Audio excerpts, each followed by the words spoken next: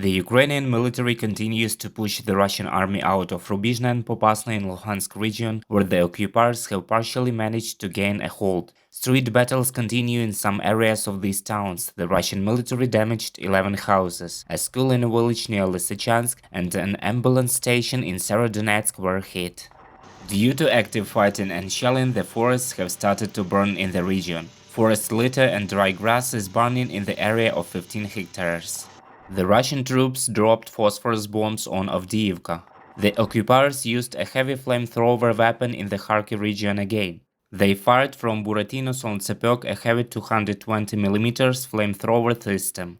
Thermobaric warheads explode in two stages. First, they eject inflammatory mixture in a form of aerosol, then the other part explodes, which detonates the aerosol sprayed around it, thus increasing the force of defeat and blast wave. Heavy fires broke out in Kharkiv tonight as a result of the shelling. In the Kyiv region, the Russians attacked residential areas with heavy artillery. A number of buildings were destroyed, civilians were injured, including one child. Also, Ukrainian soldiers repulsed an attack on Irpin in 3 directions. The occupiers were pushed back from Kyiv by more than 70 kilometers and in some areas up to 35 kilometers, the Ministry of Defense reported.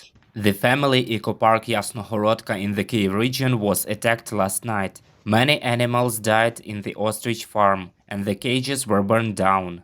However, some of the birds have been saved, eco-park workers write. A number of missiles were also launched by the occupiers at Lviv. While one significantly damaged the city's infrastructure, residential buildings were not damaged. The patrol police have already detained the fire spotter, who filmed the moment of missiles fight and its hitting the target on critical infrastructure in Lviv. Mayor Andriy Sadovy reports that windows in one of the schools near the target where the missiles hit have been blown out by the blast wave. I'm in one of our Lviv schools, which is not far from the object that was hit by missiles.